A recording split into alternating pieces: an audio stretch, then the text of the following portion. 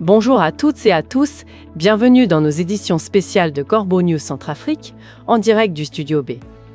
Je suis Adèle Kanzoro et j'ai le plaisir d'accueillir aujourd'hui à mes côtés notre formidable journaliste de terrain, Gisèle Moloma, pour décortiquer un sujet qui pèse lourd sur le quotidien de nos concitoyens.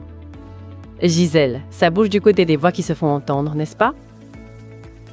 Bonjour Adèle, absolument, et c'est le moins qu'on puisse dire. Le climat actuel à Bangui et dans l'arrière-pays est tel que les témoignages fusent. Abakar Sabone, une voix qu'on connaît bien, a choisi de rompre un silence bien trop lourd pour décrire sans phare la vie des Centrafricains lors d'une intervention en direct sur Facebook. Il a peint un tableau sans concession de la vie quotidienne sous le gouvernement actuel. Un tableau sans concession, Gisèle, ça pique notre curiosité. Que dit-il exactement? Et surtout, qu'est-ce qui l'incite à sortir de son mutisme? Eh bien Adèle, il a secoué les esprits en répétant à plusieurs reprises « Quelle paix ?» Une question directe à ceux qui proclament que notre pays a enfin trouvé la stabilité. Pour lui, cette affirmation est bien loin de ce que les gens vivent réellement.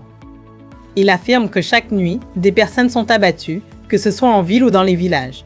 Des individus sont enlevés, emmenés dans des lieux reculés et exécutés. Ces actes, selon ses observations, se suivent et ne se ressemblent que dans leur brutalité. C'est une affirmation glaçante, Gisèle. Des enlèvements nocturnes, des exécutions, on nous parle de paix, mais le citoyen moyen dort la peur au ventre.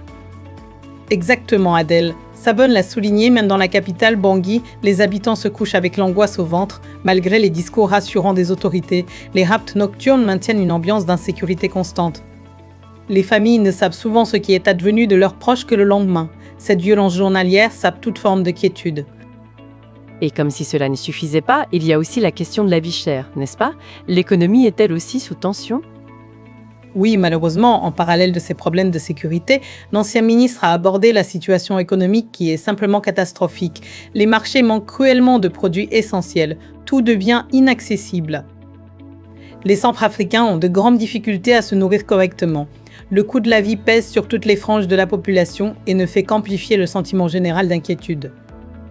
Donc, si je comprends bien, on a une double peine, insécurité extrême et misère économique.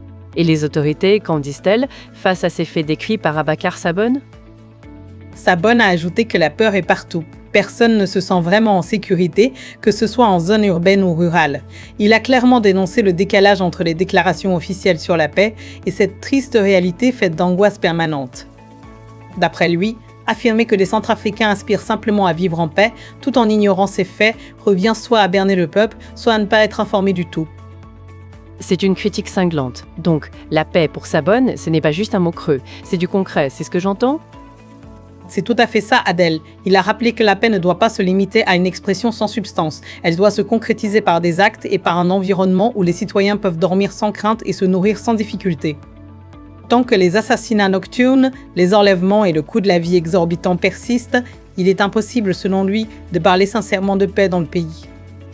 Et cette situation expliquerait aussi, selon lui, l'existence de nombreux acteurs politiques? Absolument. Sabone a achevé cette partie de son discours en soulignant que lui-même et bon nombre d'autres personnalités politiques se trouvent à l'étranger précisément à cause de cette situation. Leur exil forcé constitue, à ses yeux, une preuve additionnelle que la véritable paix n'est pas une réalité en Centrafrique actuellement, sous le règne du dictateur Faustin Archange Touadéra. Un constat très sombre, Gisèle, qui nous pousse à l'interrogation. Merci Gisèle Moloma pour cet éclairage.